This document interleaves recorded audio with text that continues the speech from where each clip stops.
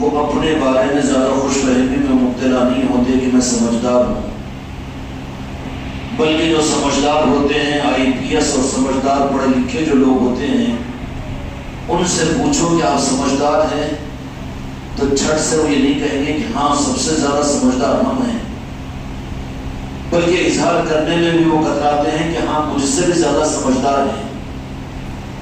اور جو پاگل ہیں، جو انفٹڈ ہیں، جو ناسمجھ ہیں، وہ تو اپنے عمل سے، اپنی سوچ سے، اپنی زبان سے یہ دعویٰ کرنے کی جرات کر لے گا، دعویٰ کرتا رہے گا کہ سمجھدار تو میں ہی ہوں۔ سمجھ میں آ رہی بات؟ یہ پہچان ہے اس رخ کے اعتبار سے کہ اپنے کو سب سے زیادہ سمجھدار سمجھنا اصل میں بے وقوفی کی علامت ہے، ناسمجھی کی علامت ہے۔ اور جو واقعتاً سمجھدار ہوتا ہے وہ دعویٰ نہیں کرتا، اور وہ اس معاملے کے اندر میں اعلان بھی نہیں کرتا کہ میں ہی سمجھدار ہوں۔ تو کیا یہ وقت فکر نہیں ہے، لمحہ فکر، کہ ہم اپنے آپ کو سمجھدار کہہ رہے ہوں؟ ہم اپنے کو سمجھدار کہہ کر کیا اس پیمانے پر بھی ہم اپنے آپ کو ناپنے کی کوشش کر رہے ہیں کہ سمجھداروں کی پہچان جو رب العالمین نے بیان کی ہے، کیا اس معیار کے اعتبار سے اللہ کی نظر میں بھی ہم سمجھدار ہیں؟ ہم اپنے کو سمجھدار کہہ رہے ہیں تو ہو سکتا ہے کہ نمبر 1 کے ناسمجھ ہو ہم، جبکہ اللہ تبارک و تعالیٰ نے سمجھدار لوگوں کی جو پیمانہ مقرر کیا ہے وہ کچھ اور ہے۔ اگر اللہ کے پیمانے سمجھدار پر اگر ہم اتر جائیں تو واقعیتاً میرے دوستوں، میرے بھائیوں، ہم کو اپنے آپ کے بارے میں مطمئن ہونے کا حق یہ ہے۔ اللہ رب العالمین نے سمجھدار کس کو کہا ہے، اور سمجھدار اللہ تعالیٰ کی نگاہ کے اندر میں خالق و کائنات اور مالک کائنات کی نظر میں کون ہے؟ کیا ہم اپنی ہی نظر میں اپنے آپ کو ہم سمجھدار کہہ کر دھوکے میں رہ جائیں، اور یہ دھوکہ ہمارا اور تمہاری موت کے اوپر کھلے، یا بالمقابل اس کے ذرا عقل اور دانش کو اپنے اندر میں ہم پیدا کریں کہ ہم واقعیتاً اللہ تبارک و تعالیٰ کی نگاہ میں جن بندوں کو اللہ نے سمجھدار کہا ہے۔ ایک ہلکی سی مثال اس حدیث پاک کو آپ نے کئی مرتبہ سنا ہوگا، میرے آقا کا ارشاد مبارک کہ عقل مند اور دانش مند اور سمجھدار آدمی وہ ہے، حدیث پاک میں میرے آقا نے فرمایا کہ جو بہت سی مثالیں اور بہت سی تمثیلات بیان فرمائی، ان میں سے ایک یہ ہے حدیث پاک میں کہ جو مرنے سے پہلے اپنی مرنے کے بعد کی زندگی کی تیاری میں لگا رہے وہ عقل مند اور سمجھدار ہے۔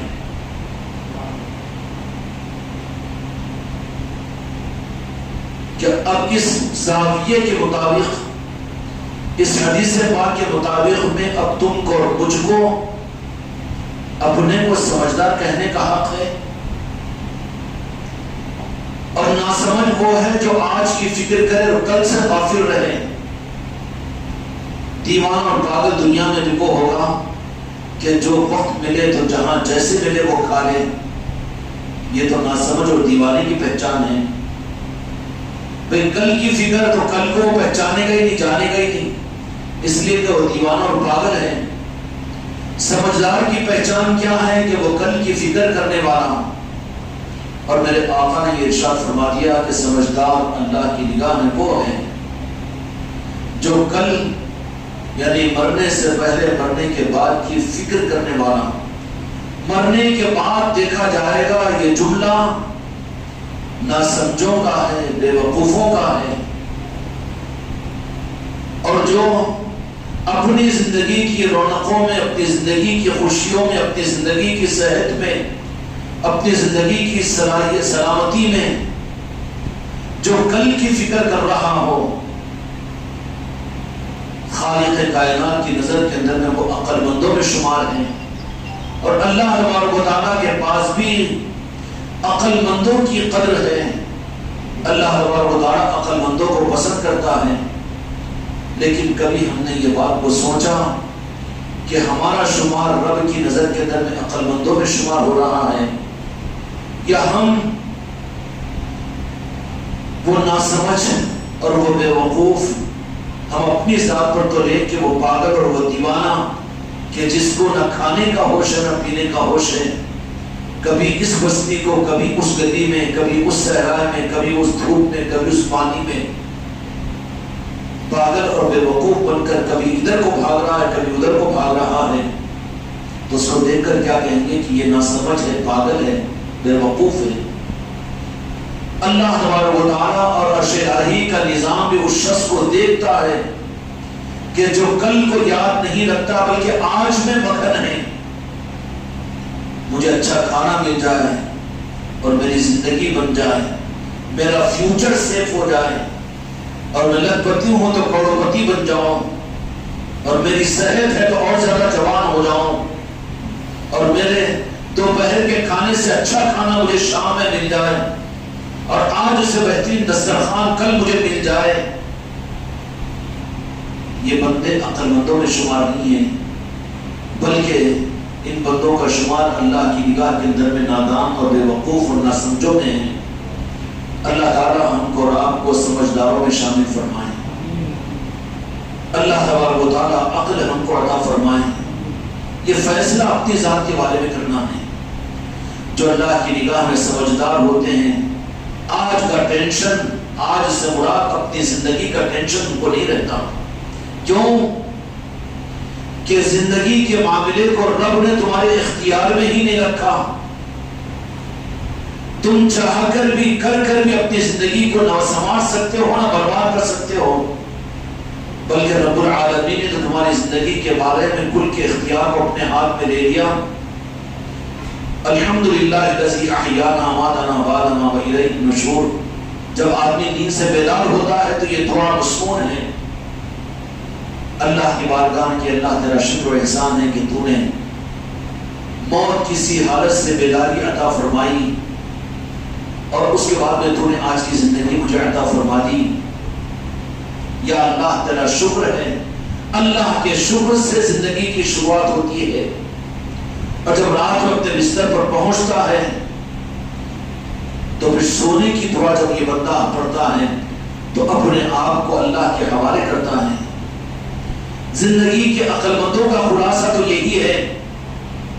اس کے بالمقابل میں ناسمجھوں کا اور اللہ کی نگاہ میں دیوانوں کا، کہ جو اپنی تقدیر پر اعتماد کے بجائے اپنے اسباب پر یقین کر کے خدا کے مرضی کے خلاف اور خدا کی بغاوت میں اپنے 24 گھنٹے کو استعمال کریں، پیسوں کو دیکھ کر خوش ہو جائے، دنیا کی ترقی کو دیکھ کر خوش ہو جائے، اچھے دسترخوانوں کو دیکھ کر خوش ہو جائے، اچھی زندگی کو دیکھ کر خوش ہو جائے۔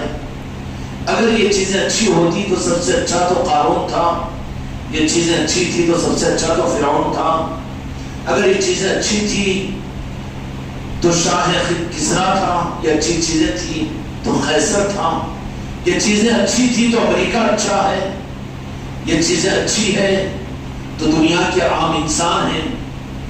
یہ چیزیں ہونا اچھی ہونے کی علامت نہیں ہے۔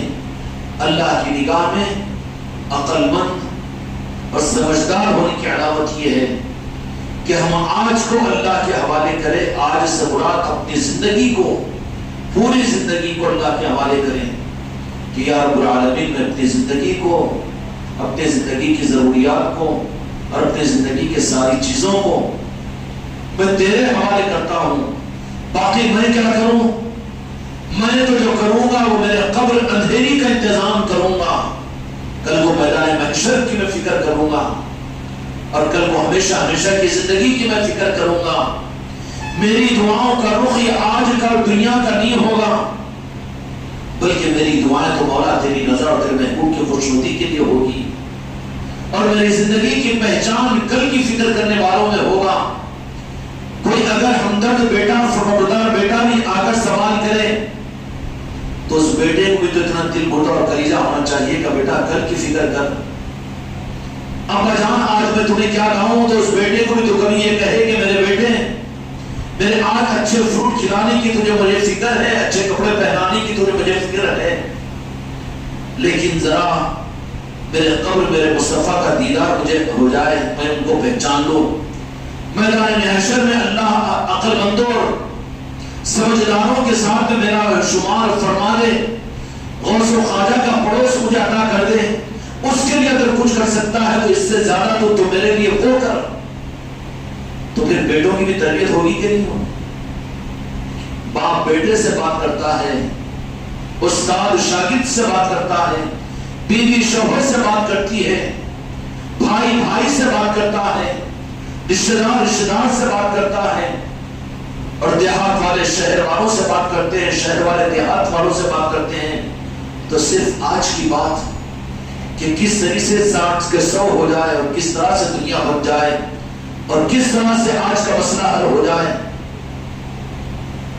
میرے بھائیو، مولانا علی مشکل کشا علیہ السلام فرماتے ہیں کہ سارے انسان دنیا کے سو رہے ہیں، وہ اپنی موت پر جاگیں گے جب انہیں پتا چلے گا کہ ہم بے وقوف تھے، دنیا میں ہم بے وقوف تھے، ناسمجھ تھے۔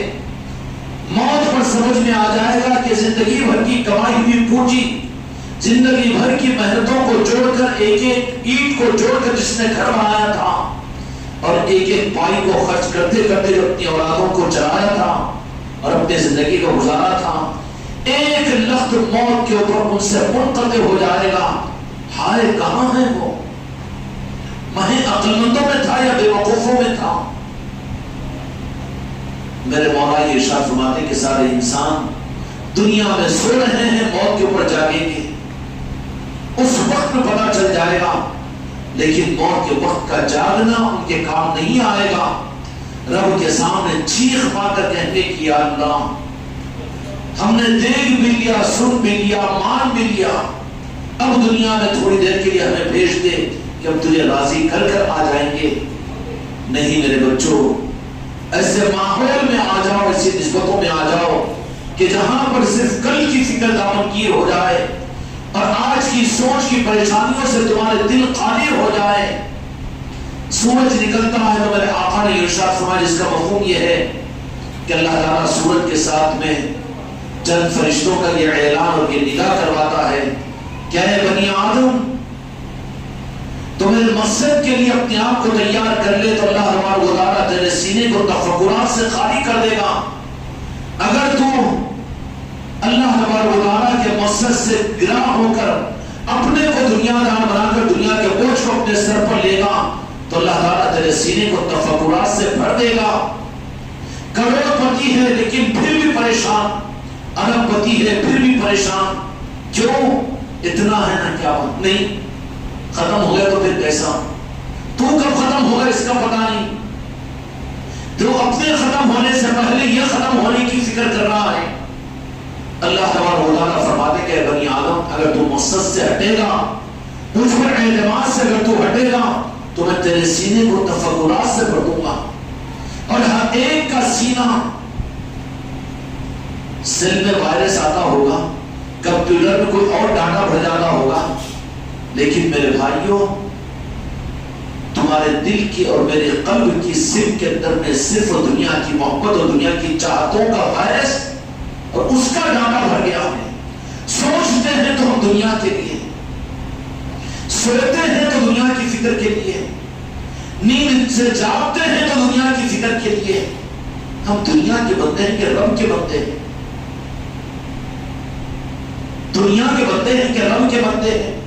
اب یہ اوپر کے جوانوں کو کھلا کر، اچھی ٹوپی پہن کر، اچھے صافے باندھ کر، سفید سفید کپڑے پہن کر، اچھا اچھا عطر لگا کر، اور نماز کی صفوں میں آ کر کاندھوں کو جھکا کر خضوع سے نماز پڑھ کے، ہاتھوں میں قرآن لے کر تسبیح کے دانے گنتے ہوئے، نماز تہجد کے اندر میں اللہ کے سامنے زور زور سے دعائیں کرتے ہوئے، خانقاہوں کو آ کر اللہ اللہ کی تکبیریں کرتے ہوئے، اس سے اللہ تبارک و تعالیٰ دھوکہ کھائے گا؟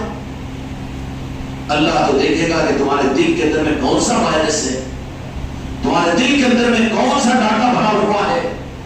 ایک کلپ لگائے گا، میری بیوی، میرے بچے، میرا مال، میری دکان، میرے کاروبار، میرا بیلنس، میرا ATM کا بیلنس، میری اولاد، میری ناتی، میری پوتی، تو پھر اللہ کیا کہے گا کہ تو دنیا کا بندہ بن کر آیا ہے. کام آئے گی تقریر، کام آئے گی اوپر کے زبان کا ذکر، کام آئے گی اوپر کی پیری مریدی، کام آئے گی دینداری کا دھوکہ. وَحُسِّنَ مَا فِي الصُّدُورِ، اللہ تمہاری ظاہری صورتوں کو نہیں دیکھتا بلکہ سیدھا دل پر پن کو رکھے گا. اور یقینی بات ہے کہ دل پر پن رکھے گا تو زبان بند ہو جائے گی، زبان کی تقریر نہیں کام آئے گی، یہ تمہارا صرف زبان کا ذکر کام نہیں آئے گا، اور یہ ظاہری نمازیں تمہاری کام نہیں آئے گی. اگر دل میں دنیا بھری ہوئی ہے، دنیا کی محبت بھری ہوئی ہے، اس کے لیے بے ایمانی کو تیار ہے، اس کے لیے حق تلف کرنے کو تیار ہے، اس کے لیے یتیم و یسیروں کا حق مارنے کو تیار ہے، اس کے لیے لوگوں کو دھوکہ دینے کے لیے تیار ہے، اور اس دنیا کے خاطر میں اس ذلیل دنیا کے لیے خاک چھاننے کو اگر تیار ہے، تو پھر اس دل پر جب پن رکھے گا رب العالمین تو کیا نکلے گا اس میں سے؟ پھر امید رکھیں گے کہ اللہ تبارک و تعالیٰ وہاں بھی ہماری مغفرت ہو جائے گی، اور وہاں بھی ہم پاک لگ جائیں گے، اور وہاں پر بھی ہماری بات بن جائے گی. نہیں، بڑے خطرے میں آ جائیں گے. اور ایسے ہی بندوں کو اللہ تبارک و تعالیٰ نے غفلت سے آگاہ کرنے کے لیے اللہ تبارک و تعالیٰ نے سوالات نبیوں کو بھیجا، اور نبیوں کے بعد ولایت کی صورت میں کروڑوں اولیاء کو دنیا میں قیامت تک بھیجتے رہیں گے. ان اولیاءوں کا کام اور ان اللہ والوں کا نظام یہ ہوتا ہے کہ بندوں کو غفلت سے بیدار کریں، ان کو جگائیں اور ان کو اٹھائیں. اللہ دنیا کے اندر دین کے سارے نظاموں کو اسی لیے چلایا ہے تاکہ ان کا دل غفلت سے جاگ جائے اور ہر دل قلب سلیم بن جائے. قرآن مجید میں اللہ تبارک و تعالیٰ نے فرمایا کہ ہر دل اور ہر انسان ہلاکت میں ہے، برباد ہوگا. صرف ان قلوب کے جو قلب سلیم ہوگا. وہ قلب سلیم، قلب سلیم کس کو کہیں گے؟ ہر انسان کا دل تو دل ہوتا ہے، لیکن قلب سلیم سے کیا مراد ہے؟ وہ دل جس کے اندر میں سلامتی ہو، جو دل دنیا سے پریشان ہونے والا نہ ہو، جو دل دنیا کے فکر و غم کے اندر میں مچلنے والا، دھڑکنے والا نہ ہو، بلکہ سلامتی والا قلب جو ہوگا، سکون اور اطمینان والا جو ہوگا، نفع و نقصان کے معاملات میں رب کے پر اعتماد کرنے والا جو ہوگا، مطمئن دل جو ہوگا، وہ قلب سلیم ہے. اللہ اس قلب سلیم کی دولت کو تم کو مجھ کو حاصل کرنے کی توفیق عطا فرمائے. اس قلب سلیم کے دینے کے لیے اللہ تبارک و تعالیٰ نے بہت بڑا نظام چلایا ہے. میرے آقا کے مبعوث ہونے سے پہلے تو اللہ تعالیٰ نے نبیوں کو بھیجتا تھا. نبیوں کی بعثت کا مقصد بھی انسانوں کے قلب کو قلب سلیم بنانے کا تھا. اپنے آج پر خدا پر اعتماد کر کے آج کو دنیا کو اللہ کے حوالے کریں، اور کل کی فکر میں یہ اپنے آپ کو مشغول رکھے کہ کل میرا کیا ہوگا. رب کے سامنے مجھے جواب دینا پڑے گا، اور رب کے سامنے مجھے اپنی صورت بتانا پڑے گا. رب کے سامنے میں شرمندہ نہ ہو جاؤں، اور کل کے دن کہیں میرا چہرہ کالا نہ ہو جائے. کل کی فکر کرنے والے سعید لوگ ہوتے ہیں. اب میرے بچوں، تم بھی اور میں بھی اپنی فکر کر لیں کہ ہم اپنے آپ کو سمجھدار کہنے کے حقدار ہیں.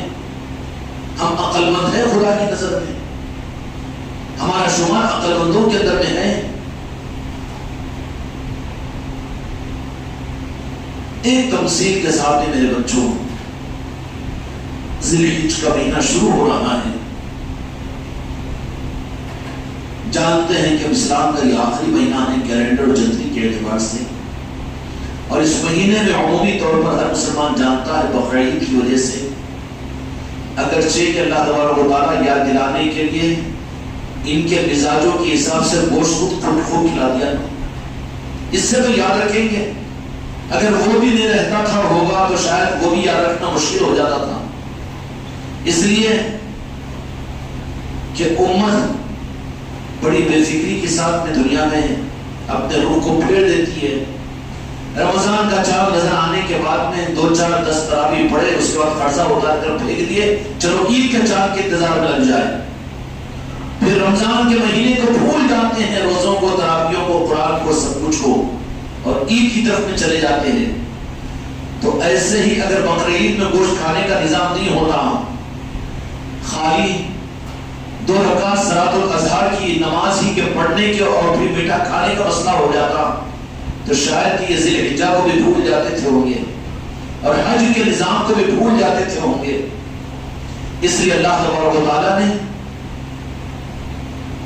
نان ویج کا انتظام بھی رکھ دیا کہ نہیں، خرید کر بھی جو نہیں کھا سکتے قربانی کے دنوں میں ایسا نظام بنا دیا کہ بغیر خرید کر بھی وہ کھا لیں گے، کھا کر تو کم از کم ذی الحجہ کو یاد رکھیں گے. انتظام ہر ایک کے پاس پہنچ جاتا ہے. اللہ نے انتظام کیا کہ کم از کم کھا کر تو یاد رکھو. کیا کھانے کے بعد میں کیا یاد رکھو کہ وہ قربانی ہے. قربانی آپ کے لیے قربانی نہیں. دو جہاں کے مالک میرے آقا سے پوچھا گیا کہ یہ قربانی میں ہمارے لیے کیا ہے یا رسول اللہ؟ تو آپ نے فرمایا کہ یہ میرے ابا حضرت ابراہیم و اسماعیل کی سنت ہے. سنت اسماعیل و ابی ابراہیم علیہ السلام ہے. تو کم از کم یاد رہے گا اسماعیل علیہ السلام و ابراہیم علیہ السلام کی قربانی. اور جب قربانی کو یاد رکھے گا تو پھر پہنچے گا یہ میدان مینا تک میدان تک پہنچے گا، تو پھر اس کو یاد آئے گا میدان عرفات بھی، پھر یاد آئے گا کعبۃ اللہ بھی، پھر یاد آئے گا وہاں مصلی ابراہیم بھی، اور وہاں یاد آئے گا چاہے زمزم بھی، اور وہاں یاد آئے گا ربیع و جمرات بھی، اور وہاں پر یاد آئے گا صفا مروہ کی دوڑ بھی. یہ سارا نقشہ امت کے سامنے آئے گا اس گوشت کھانے کی قربانی کے ذریعے سے. اور جو کھا کر ڈکا تو لے لے مگر یاد نہ کرے تو اس کو تو بیچارے کو کھانے کا بھی تو حق نہیں ہے. کھلایا اس لیے کہ یاد کریں، کھا تو لیا مگر یاد نہیں رکھا تو قرضہ ہوگا وہ قربانی کا گوشت اس کے اوپر قرض ہوگا. کھائے کے لیے اللہ تعالیٰ کھلایا تھا، کھلایا اس لیے کہ یاد کر، اور یاد ایسے کر کہ تو دیکھ رہا ہوگا کہ تیری خاندان میں سے فلاں حج کے لیے گیا، تیرے علاقے سے گیا، اور وہ جہاز سے گیا، وہ رشتہ دار گیا، اور وہ گیا، اور وہ قافلہ گیا. پوری دنیا سے آج ارض مقدس کے اوپر حجازان اکرام پہنچ رہے ہیں. اللہ تعالیٰ ان سب کے پہنچنے کو اپنی بارگاہ میں قبولیت اور شرف قبولیت عطا کرے گا، اور اللہ تعالیٰ حاجیوں کو حج کا اثر رمز عطا کرے. اللہ تبارک و تعالیٰ کے احکامات رسمی نہیں ہوتے، بلکہ اللہ تبارک و تعالیٰ کے احکامات کے اندر میں بڑی حکمتیں پوشیدہ ہوتی ہے. اللہ تعالیٰ ان احکامات کے ذریعے سے اپنے بندوں کو کچھ زندگی کا رخ دینا چاہتے ہیں. ایمان کی بنیاد کو تو بنایا تھا کہ ایمان قبول کرو، نماز، روزہ اور زکوٰۃ اور حج. 5واں رکن حج کیوں؟ اللہ تعالیٰ اچھا تھا نا کہ اپنے ہی مقام پر رہ کر نماز بھی پڑھ لیتے اور زکوٰۃ بھی دے دیتے، روزہ بھی رکھ لیتے، اور ایمان والے تو آئی نہیں، بلکہ ایک نظام بتانے کے لیے اللہ تبارک و تعالیٰ نے انتظام فرمایا کہ تم بھول جاؤ گے ہمارے حق کا نظام. جس پریکٹیکل لیاب کے اندر میں ہم نے ارض مقدس کو بنایا ہے، جس زمین کو ہم نے مقدس کیا ہے، اس زمین کے اوپر تم آؤ چل کر اور اس زمین کے اوپر قیام کرو 20 دن اور 40 دن، تو پھر تم کو سمجھ میں آئے کہ پریکٹیکل وہاں پر کہ ہماری خوشنودی کا اور ہمارے راضی کرنے والے اور راضی ہونے کے طریقے کیا ہے. ایک حاجی حج کے لیے جاتا ہے تو جانے والے حاجیوں کو پوچھیے کہ کوئی حج کا اضافی عمل ہوتا ہے؟ اضافی عمل نہیں بلکہ سہولتیں ہوتی ہیں، اور زیادہ سہولتیں ہوتی ہیں حاجیوں کے لیے کہ اپنے مقام کے اوپر رہ کر تو حکم یہ ہے کہ وقت کی پابندی کے ساتھ میں نماز پڑھو، لیکن حج کے موقع پر تو اللہ تبارک و تعالیٰ وہاں پر مزدلفہ کے اندر میں 2 وقت کی نمازوں کو ایک ساتھ پڑھ لینے کا حکم دیتا ہے، سبسڈی اور کنسیشن کر دیتا ہے. پھر اللہ تبارک و تعالیٰ وہاں کیوں تو بلایا؟ وہاں پر میں نے تم کو بلایا اے حاجی و حج کو جانے والوں، اس کو صرف فرض سمجھ کر جا رہے ہو تو تمہارا قرض اترے گا لیکن مقصد حاصل نہیں ہوگا. مقصد کو حاصل کرنا ہے تو پھر اللہ تبارک و تعالیٰ نے تمہیں پریکٹیکل کلاس میں بلایا ہے. اب حاجی جو واپس آئیں گے تو حاجیوں کی وہ قسم کہ جو جا کر پریکٹیکلی وہ چیز کو جنہوں نے حاصل کیا ہوگا ان کی پہچان، اور جو اپنے فرض کا قرض اتارنے کے لیے گئے ہوں گے ان کی پہچان، جو جانے کے بعد میں بھی حج کو قبول کروا کر آ جائے لیکن وہ وہاں کی چوکھٹوں کی وہ خیرات لے کر نہ جائے، ان کی پہچان کیا ہوگی. امتحان مطلب اشارہ عرض کر دے رہا ہوں اس لیے کہ امت دین کے حق کے رخوں سے بہت دور ہو چکی ہے.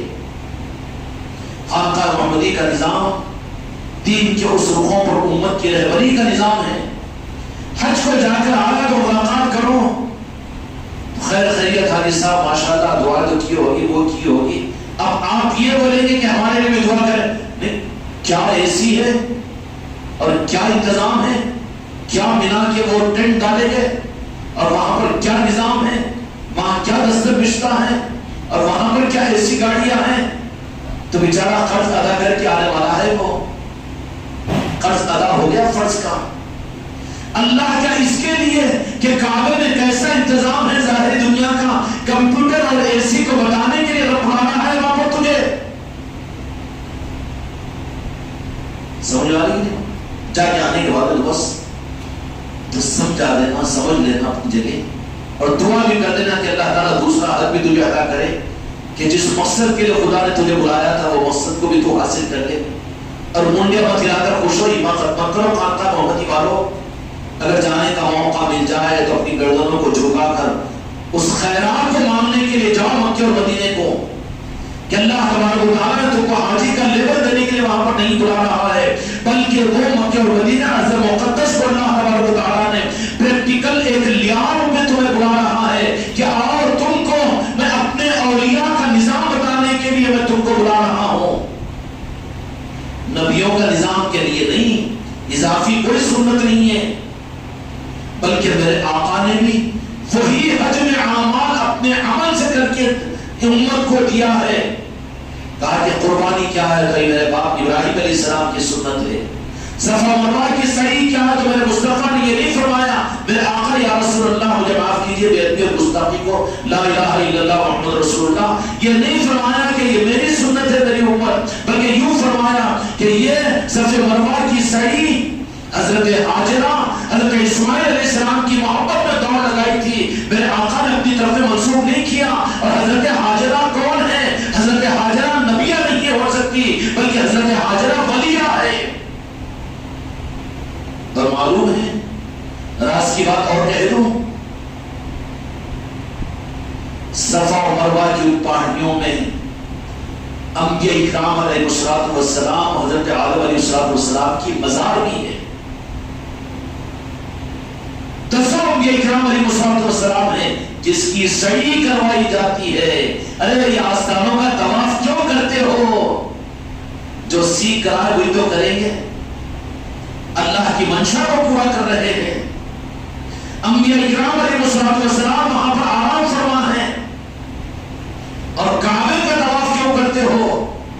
راز کھولو کعبے کا کہ کعبے میں کیا ہے. نہ کو رہنے دو، ابھی رہنے دو کعبے. ہاں کعبے میں کیا ہے؟ خالی چارکونی کپڑا، اس کے ڈالے ہوئے ریشم کے پردے، سونے کا ورق، چاندی، ڈوریاں پکڑ کر کھینچنا. ارے وہ عبادت خانہ کیسے جس کی بے ادبی؟ عبادت تو قرآن پر کوئی کھڑے ہو سکتا ہے نعوذ باللہ، پھر کعبے پر کیسے کھڑے ہوتے ہیں؟ پردے چڑھانے کے لیے کھڑے ہوتے ہوں گے، بدلانے کے لیے. کیا معلوم ہے کعبے کا رمز؟ کعبے کا رمز تو معلوم کرو. کعبے میں پیدا ہونے والے مولا علی سے اور علوم علی سے معلوم ہوگا کعبہ کیا ہے. کیوں گھر کی پہچان تو گھر والے کو ہوگی، شریعت کی پہچان تو میرے مصطفیٰ نے قرآن و حدیث کی صورت میں امت کو عطا فرما دی، لیکن کعبے کی پہچان کے لیے مولا علی کو سامنے کر دیا. ان سے معلوم ہوگا وہ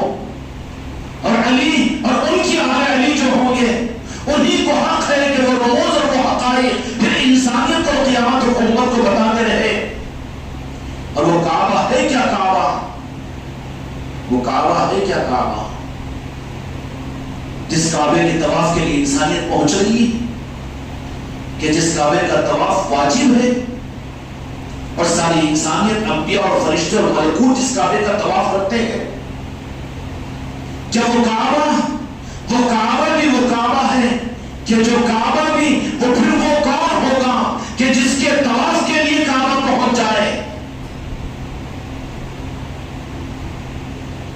کعبہ بھی پہنچتا ہے طواف. مستند احادیث اور تفسیر کی کتابوں میں روایت موجود ہے کہ کئی مرتبہ کعبہ بھی کسی کی طواف کے لیے ہندوستان میں کئی مرتبہ آیا. پھر وہ کون ہے؟ وہ کون ہے؟ کیوں حرف نہیں آنا؟ یہیں پر بات کو چھوڑ دو. مکی اصل ہوتا ہے، مکان اصل نہیں ہوتا. مکی جہاں رہے گا وہیں پر مکان بن جائے گا، وہیں پر مکان بن جائے گا. اگر مکان ہو مکی نہ ہو تو وہ مکان مکان نہیں ہوتا، ویران ہو جاتا ہے. اور پھر چند دن کے بعد وہ مکان بوسیدہ ہو جاتا ہے، وہ گر جاتا ہے. مکان کی عظمت مکی سے ہے. اے حاجیوں جانے والے حجوں کو، مکان کو دیکھنے کے لیے تو جا رہے ہو، لیکن مکین کی نسبتوں کی نہ نیت ہے تمہاری، نہ تمہاری رہبری ہوئی ہے. تم کو کانفرنسوں میں اور حج کے سیمیناروں میں بھی یہ رخ نہیں بتایا جا رہا ہے. اور پھر بدنصیبی سے تمہارا وہ آل علی اور آل علی کے دامنوں سے تم وابستہ نہیں ہے، تو تم کو راز بتانے والا کون ہے؟ عبادتوں کا رخ الگ ہو رہا ہے. آنے کے بعد تو ٹوس دیتا ہے. آپ کا نام کیا ہے جی؟ آپ کا نام کیا ہے؟ عقیل. حج کو جا کے آ گئے ہو؟ نہیں گئے، جا کے آ گئے. اس کے بعد عقیل عقیل بول رہے. کیوں؟ حج کا کیا نہیں معلوم؟ کیا بولنا؟ آج عقیل بولو. حج اتنا احسان جتانے کے بعد سے کرا گی تو رخ بدلا ہوا ہے، حقیقت نہیں ہے. مکان کو جا کر دیکھ کر آ گیا. اللہ نے کیا اس لیے تجھے بلایا تھا کہ اس مکان کا تو طواف کرے. اور پھر بات اب مکان کا راز مکان والے کو معلوم ہے، اور مکان والا کعبے کا مکان والا کون ہے؟ کعبے کا مکان والا، مکان والے کے جس میں تولد ہوا وہ مولا علی کی ذات ہے. کعبے کا راز کیا ہے؟ علی کو معلوم ہے. علی کیا ہے؟ ولی کو معلوم ہے. ولی کیا ہے؟ ان کے غلاموں کو معلوم ہے. حق امت کو ہمارے اولیاء کی چوکھٹوں کے نہیں مل سکتا. آج امت کے دین کے نظام، یہ دین پر چلنے عمل کے کرنے کے باوجود قابل رحم ہے کہ حقیقت نہیں مل رہی ہے ان کو. بجائے اس کے بناوٹی چیزوں ہی پر سب کچھ سمجھ رہے ہیں، بناوٹی چیزوں ہی کو سب کچھ سمجھ رہے ہیں. اس لیے حالی جب جا کر آئیں گے تو قابل قدر ہے. حدیث میں میرے آقا ارشاد فرماتے ہیں اس کے لیے سب سے پہلے حاجی کے پاس جا کر ملاقات کرو اور اپنے لیے اس سے دعائیں کرواؤ. اس لیے کہ وہ حج سے واپس آتا ہے تو گویا کہ اس نے ماں کے پیٹ سے بھی پیدا ہوا، کوئی گناہ اس کے حصے میں نہیں ہے. تمہارے حق میں دعا کرے گا، اللہ قبول کرے گا. یہ عظمت اپنی جگہ ہے، لیکن پہچان کیا ہو جائے گی؟ کیا حاجی صاحب ماشاءاللہ کیسے سفر تھا؟ ارے کیا سفر، یہاں سے بس جاتے ہی وہاں اتر کے تو جنت محسوس ہو رہی تھی. اتنا گرما لیکن وہ ٹھنڈا، اور یہ اے سی اور وہ لائٹیں اور ویسی کاریں، وہ ایسی ٹرینیں. کیا اس کے لیے اللہ تعالیٰ نے بلایا تجھے؟ 4 لاکھ روپے اس لیے خرچ کیا تم نے؟ پھر حج کو اللہ تبارک و تعالیٰ کیوں بلوایا؟ اور کیا مقصد ہے اللہ تبارک و تعالیٰ کے حج کا امت پر فرض کرنے کا؟ آج اس مقصد سے ناواقف ہونے کی وجہ سے حج کو کئی حج کرنے کے باوجود رمز حج حقیقت حج اس کو حاصل نہیں ہو رہا ہے. حج کا مقصد اللہ تبارک و تعالیٰ کا قیامت تک امت کو پریکٹیکلی نظام ولایت سمجھانے کا تھا کہ آؤ میرے پاس میں، میری بارگاہ میں آؤ اور آنے کے بعد میں اس کعبے کا طواف کرو اور پھر وقوف عرفات کرو اور رمی و جمرات کا عمل کرو اور مزدلفہ کے اندر میں قیام کرو، مینا کی قربانی کرو اور صفا مروہ کے اوپر دوڑ لگاؤ۔ یا رسول اللہ یہ کیوں کریں؟ تو کبھی میرے آقا نے فرما دیا کہ یہ میرے ابا جان ابراہیم علیہ السلام کی سنت ہے، اور کبھی فرمایا کہ حضرت حاجرہ ولیہ کی یہ سنت ہے، اور کبھی یہ فرما دیا کبھی وہ فرما دیا۔ پھر یہ کون سا نظام ولایت کے سمجھنے کے لیے حج کا ایک عمل امت کو اللہ تبارک و تعالیٰ نے دیا ہے۔ حج کو اگر یہ سمجھے گی تو سارا نظام ولایت امت کو سمجھ میں آئے گا اور پوری طریقت امت کو سمجھ میں آئے گی۔ کھول کر امت کے سامنے رکھو، ولایت کو اپنی زبان میں سمجھانے کی ضرورت نہیں ہے۔ حج اگر سمجھ گئی امت تو پھر سارا نظام ولایت ان کو سمجھ میں آ جائے گا۔ اور نہ سمجھنے کی وجہ سے جو گڑبڑ ہو رہی ہے امت کے اندر میں، قدم بوسی کرنا شرک، اولیاء کے آستانوں کا چکر کاٹنا شرک، آستانوں کے اوپر غلاف کا چڑھانا شرک، جواب ذرا ہونا تمہارا دل شرک، دھڑام سے ممبر کے اوپر کھڑے ہو کر بولتا ہے یہ جو بولے گا، طواف کرنا شرک، چادر چڑھانا شرک، قدم بوسی کرنا شرک، تعظیم کرنا شرک۔ بلکہ اور مجلسی خاموش ذکر کر لو بھائی، تسبیح لے لے کے، ہزار کی تسبیح لے کے رات میں بیٹھ کر، اور یہ زور زور سے ذکر کرنا راتوں میں، گھروں کے اندر میں، خانقاہوں کے اندر، مسجدوں کے اندر، یہ کہیں کو زور سے ذکر کرنا، آہستہ ذکر کرو، سلام پھیرتے ہی زور سے لا الہ الا اللہ محمد رسول اللہ نہ پڑھو، اس لیے کہ دوسرا اگر کوئی ایک رکعت پڑھنا باقی ہوگا تو اس کے قرض کی فکر تیرے کو گئی، وہ تیرے سے میں تھوڑی ہے وہ قرض۔ ایک بیچارے مولانا بھی مجھے بولے تھے، مجھے تو ہنسی ہے اس بات کے اوپر، بڑے دیر بیچارے اللہ وہاں ہیں اور پڑوسی ملک کے ان کو کیا ہی کہتے ہیں۔ اب انہوں نے یہ حجت میرے سامنے جب یہ سامنے آئی تو مجھے تو نہیں، بولے زور سے کلمہ پڑھنے سے اس کی نماز میں خلل ہوتا، قرضہ اس کا فکر تیرے کو، قرضہ اس کا فکر تیرے کو نہیں۔ بولے سرکار کے زمانے میں ہم نے کہا کہ وہ بخاری شریف کے اندر بھی حدیث ہے کہ جیسے سلام پھیرا جاتا تو حضرت ابن عباس رضی اللہ عنہ ارشاد فرماتے ہیں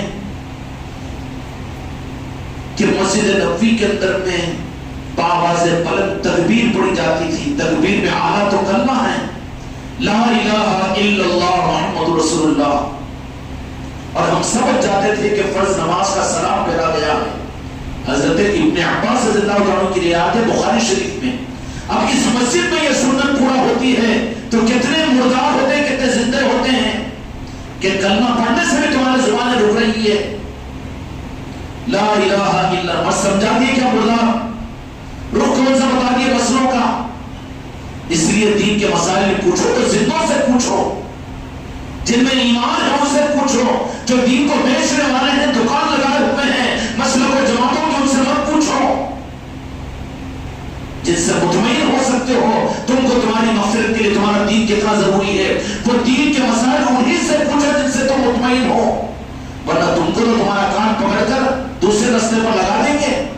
اب تو آیا ہے نا ہمارے پاس میں شکاری، ہاں اس وقت سے تو بولتے ہیں خانقاہ کو نکو جاؤ، وہ پیر کے مرید مت بنو، وہ غوث و خواجہ مت بنو، کان پکڑ کر بیٹا الٹا گھما دیا، ادھر ہی جا رہا ہوگا کہ نہیں ہوگا؟ گیا تھا حج کا مسئلہ پوچھنے، گیا تھا قربانی کا مسئلہ پوچھنے، مسئلہ ان کو پیچھے جس پوچھو جو دکاندار نہ ہو، جو دکانوں کے چلانے کے لیے دین کو لے کر چل رہے ہیں، ان سے تو تم کو خطرہ میں ڈال دیں گے۔ سلام پھرتے ہی لا الہ الا اللہ محمد رسول اللہ۔ عادل آباد کی سرزمین پر کسی مسجد اس کا اہتمام نہیں، حالانکہ سنی مسجد بھی بہت ہے، خانقاہ کی مسجد بھی بہت ہے، لیکن ان کی اپنی حکمت ہے، اس میں دخل نہیں دیتے۔ جب ان میں تمہارے اندر میں جرأت نہیں ہے تو پھر دوسری مسجدوں کے اندر میں یہ سنت کیسے زندہ ہوگی؟ سنت تو ثابت ہوگی میرے آقا کے زمانے مبارک سے، لیکن سنت تو پوری ہو رہی ہے، لیکن کتنے منتی ہوتے کہ زبان سے کلمہ نہیں نکلتا۔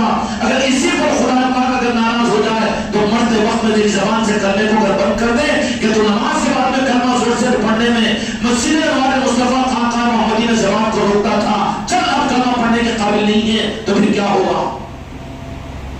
پڑھا بھی تو ہندو پڑھتا تھا، ادھر ادھر دیکھتا، میری جماعت سے سب کو سنائی نہیں دے رہی، لوگ میرے کو پہچانے گے نہیں. اچھا ہے کلمہ پڑھنے والا پہچان لے تو وہ تو تیرے لیے گواہ بن جائے گا.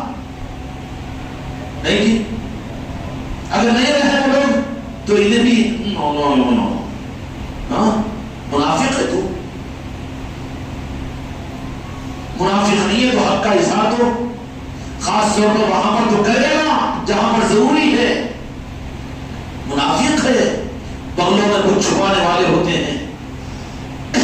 بخاری شریف کی حدیث حضرت ابن عباس رضی اللہ عنہ کی حدیث پاک کہ نماز ہو جاتی تو تکبیر کی آواز سنتے تھے مسجد نبوی میں، سمجھ جاتے تھے. اور ایک صحابی فرماتے ہیں کہ مسجد نبوی کی طرف میں آتے تھے نماز کے لیے، لیکن دیر ہو جاتی تو جیسے ہی تکبیر کی آواز بلند ہوتی، کلمے کی آواز بلند ہوتی تو اب سمجھ جاتے کہ فرض نماز ہو چکی ہے. یہ مستقل سنت تھی مسجد نبوی کی. اب انہوں بیچ میں سے ایک مسئلہ نکال رہے کیونکہ دکان چلانا ہے نا، دکان چلانا کرانے دکان میں بھی ہے، لیکن وہ گٹکے کے پاکٹ کا منافع زیادہ رہتا وہ بھی رکھتے نا، وہ کئی گنا پھر کرائے دکان نہیں، اس میں منافع زیادہ ہے.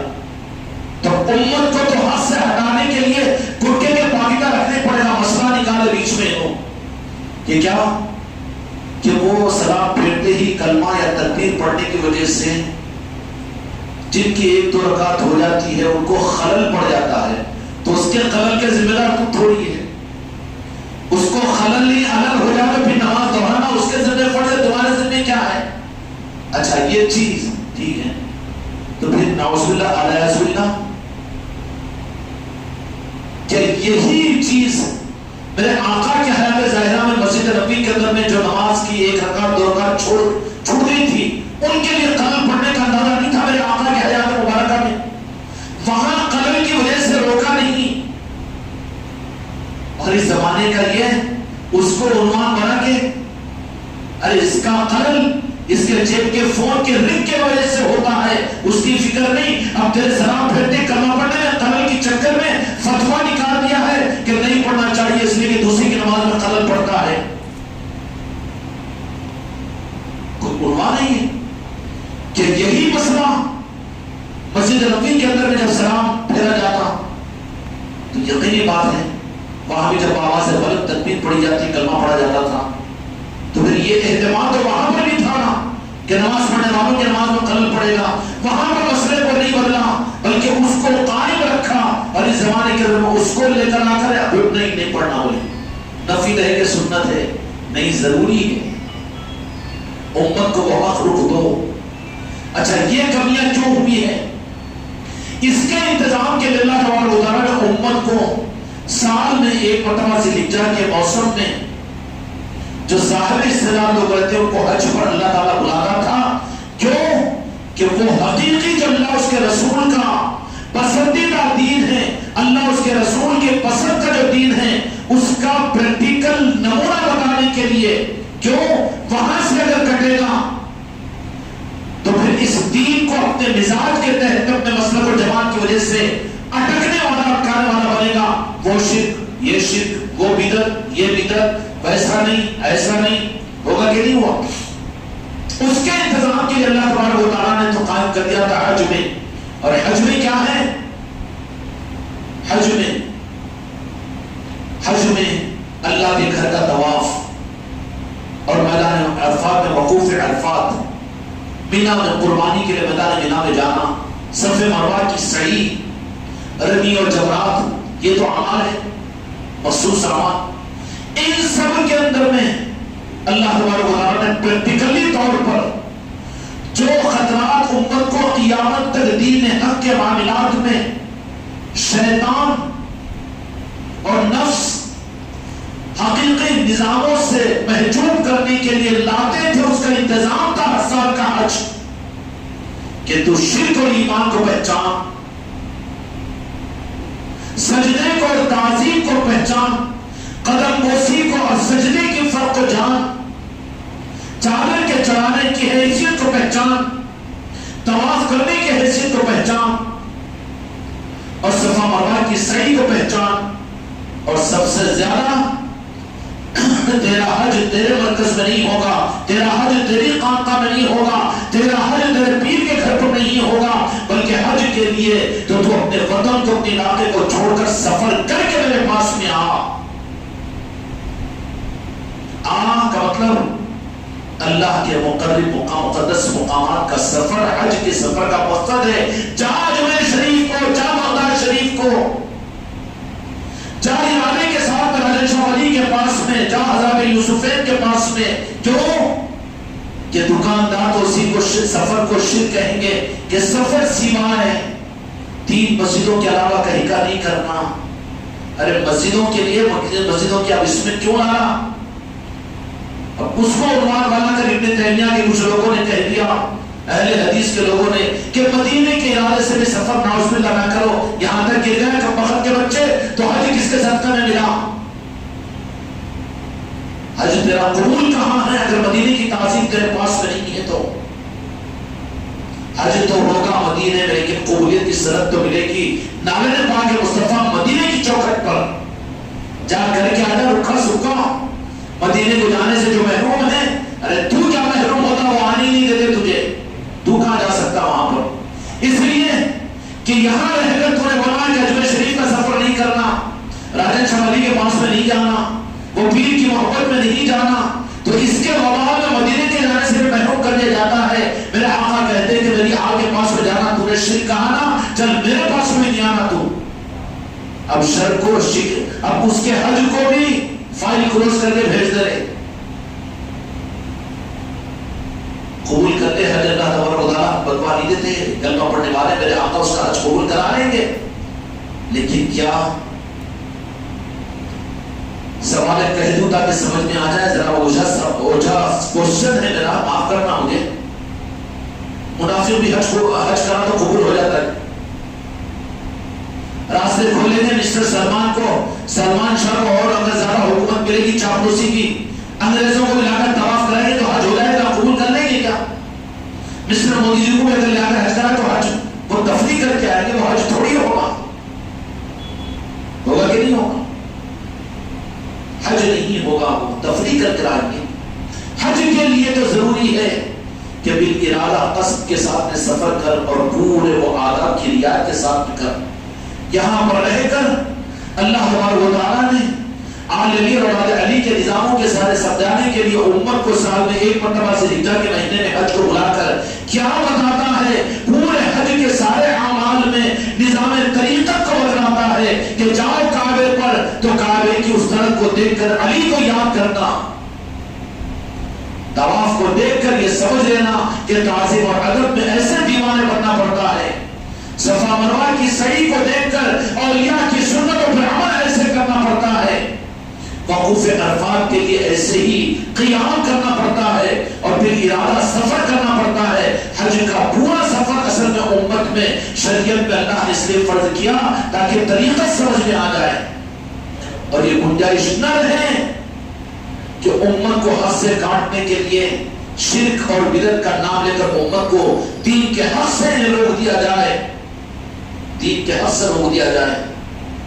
تو وہ سب کچھ اللہ تبارک و تعالیٰ وہاں پر کرواتا ہے جو یہاں پر دور دیار ہند میں رہتے ہوئے جس کو اپنے دین کو اپنی جاگیر سمجھ کر نہیں زیادتی بھی نہیں، افراد و تفریق بھی نہیں ہونا، غلو نہیں کرنا، اور دین کے اندر بھی یہ نہیں، یہ بھی شرک، وہ بھی شرک، وہ بھی شرک، ایمان کم یاد رہتا، شرک کی زیادہ یاد ہوتا، اور خاص طور پہ کس کی وقت بے اہتمام بزرگوں کے آستانوں پر جانا۔ اجمیر کو کیوں قافلہ جاتا ہے؟ بڑا پیٹ میں دکھتا ہے، دکھتا ہے جی پیٹ میں، ولی میں کی دعوت ہے تو بس میں بیٹھ کے جاتا تھا، وہاں پر سنگاپور کو پتہ نہیں کہاں چلے جاتا ہے، وہاں کچھ بھی نہیں، لیکن وہ نہیں جانا، تو پھر جا رہے ہیں قافلے حج کے، سفر کرنا پڑتا ہے مقدس مقامات کے اوپر، مقدس جگہوں کا سفر کرنا، یہ کلیریفیکیشن ہے حج کے اندر میں خدا نے کروا دیا۔ ارض مقدس کی جہاں پر تقدس کا مقام ہو وہاں کا سفر حج کے سفر کے ذریعے سے خدا نے سند دے دی کہ کرنا چاہیے۔ سمجھ میں آ گئی؟ اب تو کوئی نہیں کہے گا نا کہ اجمیر شریف نہیں جانا، یا ناگپور شریف کو بھی ارادہ تاج الاولیاء کی بارگاہ کی زیارت کے لیے نہیں جانا، حیدرآباد کا سفر ہزار یوسفین کی زیارت کے لیے نہیں جانا، اب تو نہیں رہے گا نا اعتراض؟ بالاہتمام ارادے کے ساتھ میں ارے ہندوستان سے غلام مکے کو بلا رہا ہے، 4 لاکھ روپے خرچ کر کے بلا رہا ہے، تو اگر خانقاہ محمدی والے ارض مقدس میں اجمیر جہاں پر مدینے کی نگاہ کا نور ہے، وہاں کے سفر کے لیے 4000 خرچ کر کے جا رہے، تو یہ سعادت کی چیز ہے۔ جانے والوں کو عصمت کی نگاہ سے دیکھو،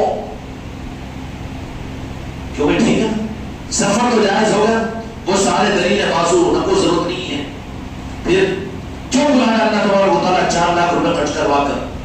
سفر جائز ہے ارض مقدس کا، تو پھر وہاں پر کعبہ ہے، مقدس ہے، تو یہاں بھی تو مدینے کا نور ہے، اجمیر شریف کے اندر میں ہے، وہ نورانی علاقہ ہے، نہیں وہ ہندوستان میں کیسے ہو سکتا ہے؟ ہندوستان میں کیسے؟ وہ تو وہ وہاں کی بات ہے نا، ٹھیک ہے، یہ مسجد کو بھی اٹھا دو بلڈوزر لا کر، کوئی تیار ہوگا نہیں، یہ کس کی ہے؟ یہ تو انور علی صاحب، میر فرد علی صاحب، میر لیاقت علی صاحب کے نام کے پٹے کی زمین ہے نا مسجد، مگر مسجد بن چکی ہے نا، پھر کیوں مسجد ہے اللہ کا گھر ہے، یہ کیسا کیا مکے میں ہے کیا؟ وہ نہیں ہے بیٹا، جہاں پر عصمتیں آ جاتی ہے وہاں پر اس کا تقدس بڑھ جاتا ہے، تو پھر ایک مسجد کے بننے پر پٹا کسی کے نام کا، لیکن وہ نہیں دیکھا جائے گا، مسجد کے تقدس پر جو قابل احترام ہو جائے گی، تو کیا میرے سلطان الہند کی نگری اجمیر شریف قابل تعظیم نہیں ہے جو 800 سال سے مقدس ہے؟ اے ظالم توبہ کر، اجمیر کے تقدس کے کم کرنے کے چکر میں کہاں پڑا ہوا ہے؟ تیرا ایمان سب ہو جائے گا، اور جانے والے عصمت میں جاتے ہیں تو ایمان ملتا ہے کہ نہیں ان کو؟ اور کون ہے؟ ارے تو تیرا حج قبول ہوگا تو مدینے والوں کے پاس جا کر بھیک مانگے گا صلاۃ السلام کی، تو وہاں پر میرے مصطفیٰ کی نظر ملے نہ ملے تجھے، لیکن اجمیر کی سرزمین تو وہ ہے کہ جس سرزمین کو منتخب میرے مصطفیٰ نے فرمایا اپنے شہزادے کے لیے، خالد قادیان سلطان الہند کے لیے، جاؤ معین الدین، میں نے تم کو وہ مقام پر وہاں کی قربیت اور وہاں کا قربت تمہارے حوالے کیا ہے، اور اجمیر شریف کی چوکھٹ یہ مدینے والوں کی قائم کی ہوئی ہے، تو تقدس والی نہیں ہے، عظمت والی نہیں ہے، نہیں مکے کی حدیث میں ہے کہ قرآن میں ہے، تو بتاؤ مجھے مسجد انوار مصطفیٰ مسجد کی تقدس کی بنیاد کہاں ہے قرآن و حدیث کے اندر میں؟ بن چکی ہے تو تقدس مانا جائے گا۔ ویسے ہی اولیاء کے آستانے جہاں پر اولیاء آرام فرما ہے، قابل تقدس ہے، قابل قدر ہے، فرشتے وہاں نازل ہوتے ہیں، ملکوت کا وہاں نزول ہوتا ہے، اولیاء کا وہاں سکونت ہوتی ہے، اولیاء کی آمد ہوتی ہے، اور بجنم پاک کی نگاہیں کرم ہوتی ہے، اور مدینے والوں کی خاص توجہات ہوتی ہے، اس لیے اولیاء کے آستانے قابل تقدس ہے کہ نہیں؟ ہو گیا نا کلیریفیکیشن؟ سفر جائز، چادر کیوں چڑھتے ہیں؟ اب خانقاہ محمدی والوں کی چادر بڑا پیٹ میں دکھا، 16 کئی گنے بھی کرتے وہ لوگ، یوٹیوب کے اوپر دکھا دو، ہاں یہ کام ہم کچھ کرنے کا بیچاروں کو، 16 میٹر کی چادر کرتے، ارے اتنی بڑی چادر ہم کو تو نہیں معلوم تھا، لیکن وہ بھی ایک نہیں بولے 2، ارے واہ واہ، آپ پورا حساب جوڑو تو قیامت میں بھی گواہ دے دینا غریب نواز کے سامنے، ہمارے لیے تو یہی سند ہے، ہم تو کچرے کا بھی کرنٹ بنانے والے ہیں بابا، کہے گا اعتراض کرنے والوں کو بھی سند لے لینے والے ہیں، ان سے بھی ہم کو نہیں ہلا سکتے تم، ہم کچرے کا بھی کرنٹ بناتے ہیں، مثال سمجھ میں آئی گی، بعد میں سوچنا، کچرے کا بھی کرنٹ، اعتراض کرتے رہو، یہ نہیں یہ جہالت کی بات ہے، یہ غلو کی بات ہے، وہ قدر غصی کی بات ہے، وہ ہے تم کچرا ڈالتے رہو، کرنٹ بناتے رہتے، ذرا ہم بھی ترقی کر لیے نا، اعتراض کرنے والوں سے ڈرتے اور گھبرانے کی ضرورت نہیں ہے، اعتراض کرنے والے کچرا ڈالتے رہیں گے اور تم کرنٹ بناتے رہو اس کو۔ میرے بچوں کو میں بھی ایک فارمولا دے دیا ہوں، کچرے کو کرنٹ بناؤ، اعتراضوں سے ڈرو مت، گھبراؤ مت۔ ابھی کل کی کون نہیں بولا تھا، وہ بولے مولانا وہ اعتراض کرے، بولے 2 رومانہ لٹکے ہوئے دکھ رہے، تو لجات نہ کئی کو رشتہ تھا ایک رومال کو یوں ڈال دو نماز پڑھ لو اس کے بعد نکال لینا. اب تو کمزور ہے اس کے تیرے کو بولے ہونا کیوں تو ولی میں گیا تو وہ دو بھی نکال لے کر اندر دیتا, دواخانے کو گیا تو وہاں پر نکال کے جیب میں رکھ لیتا, سسرال کو گیا تو گاڑی میں رکھ دیتا. تو کمزور ہے تو تیرے کو بولے ہوں گے وہ نہ کو یہ نہ کو بولی. اگر کوئی مضبوط ہے یوں کھول کے دیکھا تو انہیں بولتے کس کو کہیں اور بلائیں گے, چندہ تو لینا پڑتا نا جی, کہیں بولتے بیچارے بولے بیچارے تو کیوں لڑتے پھرتے. ہاں بھائی ٹھیک ہے مولانا ایک رومال ڈال دو یوں اب نماز پڑھ لو نماز نہیں نکال لو. اب بازار میں تو آگے تمہاری دکان پہ سر نہیں کھینچیں گے نہ پکڑ کے نہیں. میرے بچوں اب اس وقت میں اعتراضات اگر تم پر کر رہے ہو, تمہارا باپ تمہارا بھائی تمہارے بیٹی تمہاری اولاد تمہارا داماد تمہارے سسرے, گھبرانے کی ضرورت نہیں ہے, پیر کو صدقہ دینے کی ضرورت نہیں. حضرت یہ کیسا ہی کہے کئی بتی جان پہ پھر میرا مرید نکل یہاں سے. میں چاہتا ہوں کہ میرے مرید اور میرے خلیفہ میری مریدان کچرے کو کرنٹ بناؤ. یہ تو ہماری نسبت اور پہچان ہے بولنا, سمجھ میں آیا؟ کچرے کو کرنٹ بنانا سفر تو جائے سمجھ میں آ گیا حج سے. اور دوسرے پھر سب سے بڑا اعتراض چادر کا ہوتا ہے. تو پوری دنیا میں عدل اعلان کعبۃ اللہ کی کیا ہوتا ہے قسمت ہوتی کہ کون سا چادر غلاف رہنا ہے. کتنے تقدس کے ساتھ میں پورے ملک کے اسلامی مملکتوں کے سربراہان کو بڑے بڑے علماء اور اسکالرز کو, وہ تو بیچارے اچھے رہتے کہ بڑے چنجے پٹوا اور یہ وہ 12 سال کے مفتی اور 8 سال کے عالم تو اتنا پریشان نہیں کرتے, مگر یہ 4 مہینے 40 زمانے مرکے کیڑے بڑے پریشان کر دیتے ہیں. مرکے کیڑے بڑے پریشان کرتے ہیں. ان سے بھی نہیں وہ بڑے بڑے جو آ جاتے ہیں وہاں پر کعبۃ اللہ کے چادر کے اتارنے کے لیے اور اٹھانے کے لیے, اس وقت میں تو وہ مقدس اوقات سمجھ کر وہ سارے دنیا کے علماء بڑے بڑے لوگ تو اس وقت میں اپنی دعائیں قبول کرانے کے لیے لمحوں کا انتظار کرتے ہیں. اور تحفتاً سعودیہ حکومت بڑے لوگوں کو بڑے علماء کو اس قصبہ چادر کا کعبے کی چادر کا تھوڑا تھوڑا تحفتاً ان کو ہدیہ دیتی ہے. وہ تبرک لے کر آنکھوں سے لگا کر اپنے ملکوں میں تبرک لے کے جاتے ہیں. کہے گا کعبے کے خلاف کہاں, کعبے کے خلاف کہاں, تو خلاف کی نسبت چادر کی نسبت تو کعبے سے ہے. تو غریب نواز میں اگر کعبے کے علی اولاد علی ہے تو یہاں چادر کیوں نہیں چڑھے گی اور یہ قابل تعظیم کیوں نہیں ہوگی, یہاں کیوں نہیں چڑھا جائے گا. تیرے باپ کی قبر پہ چادر کہاں چلتی پاگل, تیرے جوان کے بانی کے قبر پہ چادر کہاں. مگر چادر کیا پھول بھی نہیں رہتی چند دن کے بعد سانپوں کے گٹھے بن جاتے وہاں پر, تیرے کو خود جانے کا موقع نہیں ملتا. لیکن جہاں پر قابل تعظیم رہتے ہیں تو اللہ کی طرف سے انتظام ہوتا ہے. سعودی حکومت نجدی اور وہابی ہونے کے باوجود چادر کو نہیں رکا سکی نا. اہل حدیث کے سارے علماء وہ چادر پاک کو نہیں رکا سک رہے ہیں, نہیں رکا سکتے, ان کے بس کی بات نہیں ہے, نہیں رکا سکتے. گھبرانے کی ضرورت نہیں. طریقت کے نظام کو ان وہابی اور نجدیوں کی مخالفتوں اور ان منبر بہنا والوں کی مخالفتوں سے پریشان نہیں ہونا. جو حق کا نظام ہے حق قیامت تک چلتا رہے گا. چادر کا ثبوت مل گیا, اس لیے آپ کے جائیں گے بدم شریف کو انشاءاللہ پورے شر و مت کے سامنے چادر پیش کریں گے غریب نواز. کیوں وہ سنت ادا ہو رہی ہے.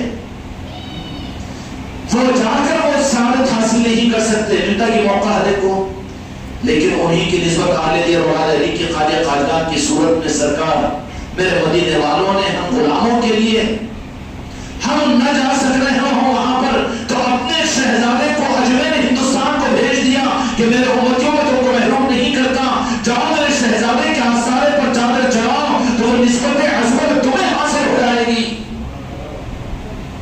کیا ہے اولیاء کے آسمانوں کی چادر, چاہے وہ سلطان الہند کا معاملہ ہو, ان کے شہزادوں میں بابا قطب الدین بختیار کاکی کا معاملہ ہو, صابر پاک کا معاملہ ہو. اللہ تعالیٰ ہم بزرگوں کے آستانوں پر عقیدتوں کے ساتھ جانے والوں کے سفروں کو قبول فرمائے. ہمارا عمران کیا گیا ہوا ہے بابا قطب الدین بختیار کاکی اور محبوب نظام الدین اولیاء پھر وہاں سے صابر پاک کے پاس بھی جا رہا ہے.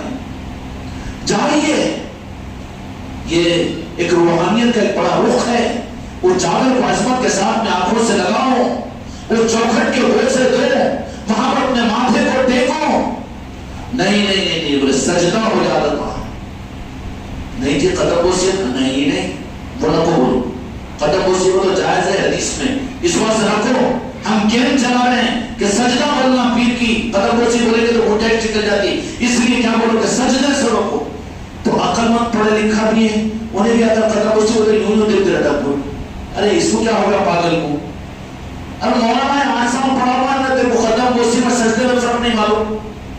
نہیں مگر نہیں کرا تو اچھا ہے، جو تیرے باپ کی جاگیر ہے، نہیں کرا تو دین تیرے باپ کی جاگیر ہے، جو ہے جو نہیں ہے.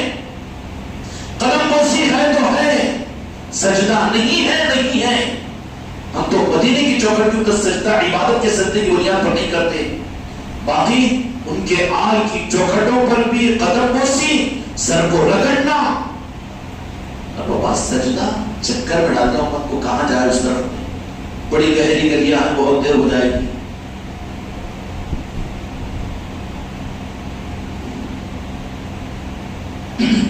دو رکعت 4 رکعت عشاء کی نماز پڑھے. اب شاہی صاحب پڑھا ہے سمجھو، مگر پڑھا مجھے نیچا جانا بغیر جات کے میرے کو بولی حضرت میں پڑھاتا ہوں بولی. لیکن پھر نماز پڑھنے کے بعد میں اعلان کیے کہ بھئی ایک سجدے میں سجدے کا ارادہ ہی نہیں کیا تو نماز کسی کی ہوتی کی؟ سجدہ نہیں تو نماز بھی نہیں. تو پڑھی ہوئے نماز میں بھی سجدہ بغیر نیت ارادے کے سجدہ قبول نہیں ہوتا. تو کون سا سجدہ لا رہا ہے کہ قدم بوسی کو سجدہ بول رہا ہے؟ یہ شیطان کا سجدہ ہے، تعظیم کا نہیں کرنے دے رہا. وہ سجدہ نہیں ہے، وہ قدم بوسی ہے. مفتی صاحب تم تو جانتے ہیں کہ ان کو قدم بوسی کی تو جواز ہے. الادب المفرد بخاری شریف کے اندر مستقل ایک باب ہے جس میں قدم بوسی کی تفصیلات ہے. میرے آقا کے صحابہ نے کیا، جابروں نے کیا، پھر صحابہ کا صحابہ نے کیا، اور صحابہ کی قدم بوسی تابعین نے کیا، تبع تابعین نے کیا. اور یہ ساری قدم بوسیاں جائز ہیں نا، مگر تم بھی کیوں کیا کریں گے؟ مجبوری ہے نا تھی، جانتے قدم بوسی تو جائز ہے، مگر اس رخ سے امت کو روکنے کے لیے قدم بوسی کو بولے سجدہ بول کر امت کو رکا دو. اچھا رکا دو نا، یہاں پر 11 مہینے، مگر حج کو گئے والوں سے پوچھو کہ علامہ امام صاحب، مولانا موزن صاحب، ذمہ دار صاحب، آپ کو موقع ملا کہ مصلی ابراہیم پر کون سا ہے مصلی ابراہیم جی وہاں پر 2 رکعت نفل لڑ کے پڑھے، وہاں پر پردہ پڑا ہوا ہے، ذرا پردے کو اٹھا کے دیکھ وہاں پر کیا ابراہیم علیہ السلام کے قدوم مبارک ہے، قدموں میں سر رکھتا ہے. ٹریننگ دیا نا اللہ نے قدم بوسی جائز ہے بول کے، وہاں جا کے کر کے آتا، یہاں کے مخالفت کرتا ہے، یہاں کے مخالفت کرتا ہے. تو حج قبول کی پھر وہ اللہ قبول کر دے. پوری ٹریننگ طریقت کی دی ہے وہاں پر، چادر بھی، قدم بوسی بھی، طواف بھی. اور پھر یہ کیا ہے غوث و خواجہ کا نظام بولے 11ویں، اور وہ کنڈے اور یہ اولیاء کے نسبتوں کی محفل کے لنگر اور اتنا اہتمام اور عید چشتیہ خانقاہ محمدی میں، اور یہ سب کیسا، وہ سب کیسا، اور پھر چشتیہ رومال بھی کیسا. چشتیہ رومال احرام کی حالت میں سلا ہوا کپڑا پہنتا ہے، انہیں سلے ہوئے کپڑے جیل کے ٹیلر، ڈکر، کلر، بیٹر، ٹیلر سب کے تو سیے ہوئے پہننے کو تیار ہے، لیکن چشتیہ رومال کھٹک رہی اس کو. احرام کی حالت میں رومالی تو رہتی نا، سلے ہوئے کپڑے رہتے کی رہتی کہ نہیں رہتی؟ اب اس کو لگا جائز نہ جائز، تیری میری. ارے چھوڑنا پاگلوں کے ہاتھ پہ کہیں کو چکر میں پڑا تو پاگل کا سر پھر گیا تو معلوم تیرا سر پھوڑ دینا. احرام کی تو چادر رہتی ہے بغیر سلیو بھی، تو چشتیہ رومال میں سلیو بھی ہے گی رہنے نا، وہی تو سنت ہو رہی ہوگی. رومال ڈال کر میرا بچہ پہلوان ہے جو پوری دنیا کو چیلنج کر رہا ہے کہ میں غریب نواز کا غلام ہوں، ان کا چاہنے والا ہوں، اور یہ ان کی طرف سے دی ہوئی ہے. ان کی ادا پر تیرے پیٹ میں درد کیوں ہے؟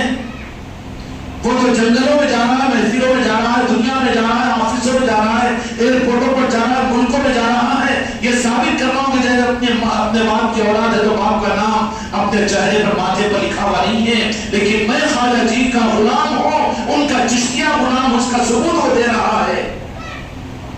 اور یا تو خوش ہو رہا ہے اس سے، مگر اس کو نہیں ملی نا، نہیں ملی تیرے کو دیتے چھڑا مجھے، تیرے دل کا دروازہ بند رکھتے نہ کو اس کی کیا لال رومال اوڑھ لیتا، دھوپ زیادہ ہوگی تو سفید رومال اوڑھ لیتا، سردی زیادہ ہوگی تو کلر کی کیا بولتے اس کو مفلر لپٹ لیتا، وہ منگ کی ٹوپی پہن لیتا بندر، لیکن چشتیہ رومال نہ کو.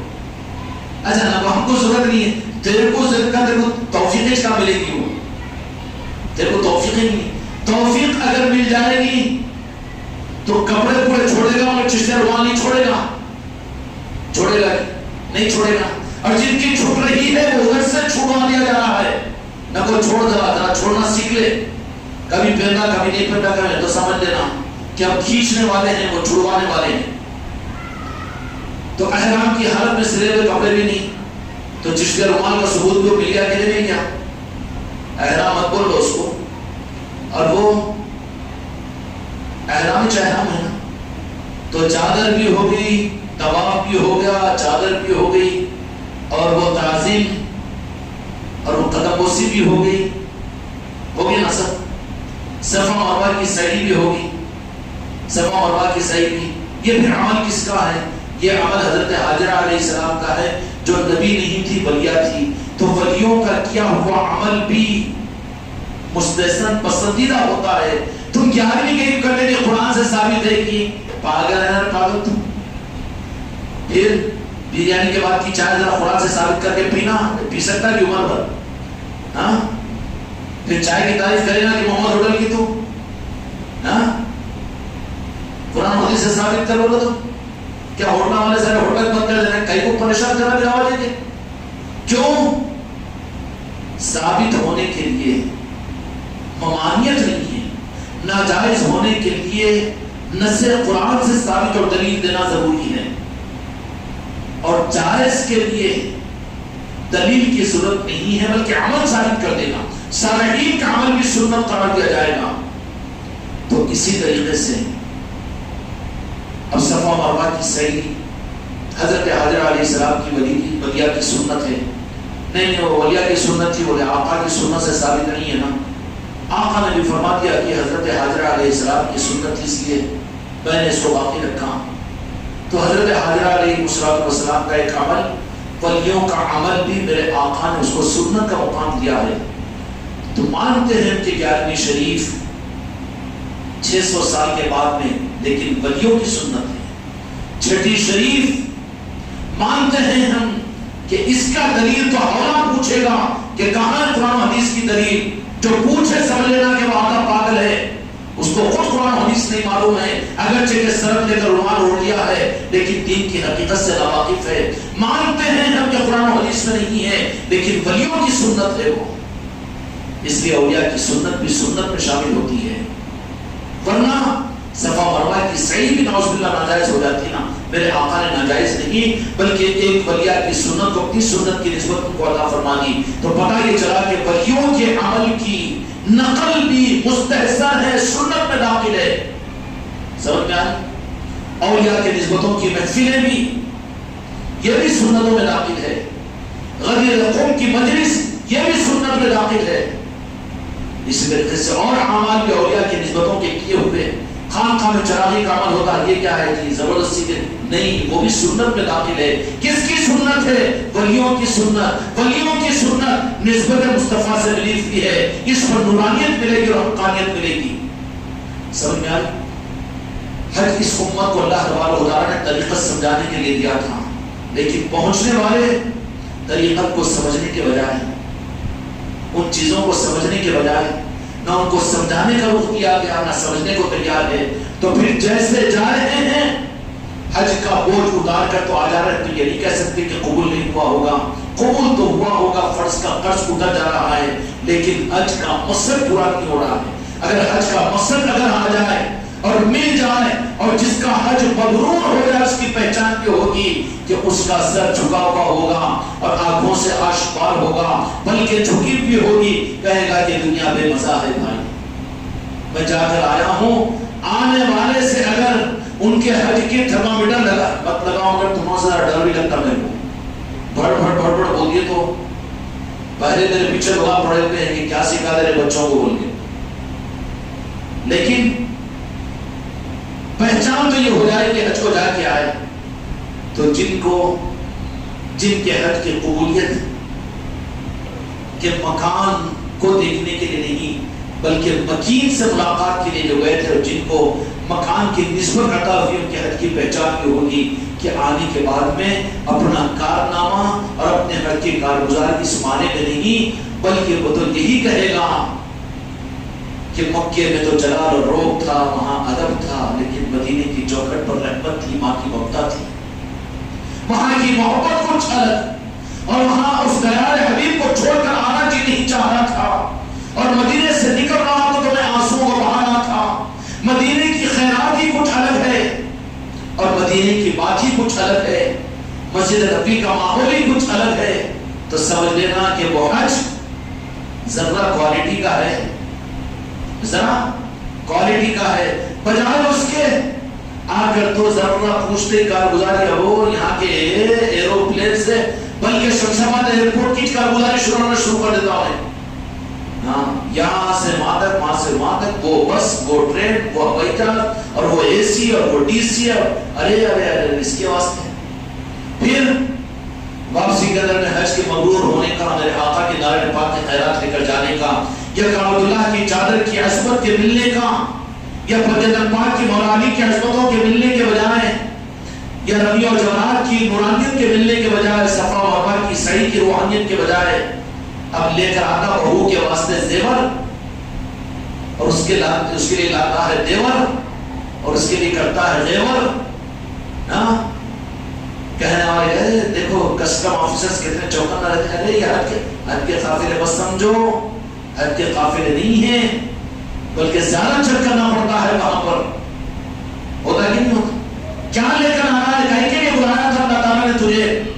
طریقت دینے کے لیے حج کو بلایا تھا، عظمتیں دینے کے لیے بلایا تھا، مولا علی کی محبت اور ان کی عظمتیں دینے کے لیے تجھے بلایا تھا، روحانیت کے دینے کے لیے بلایا تھا، اولیاء کے نظام کے سمجھانے کے لیے بلایا تھا۔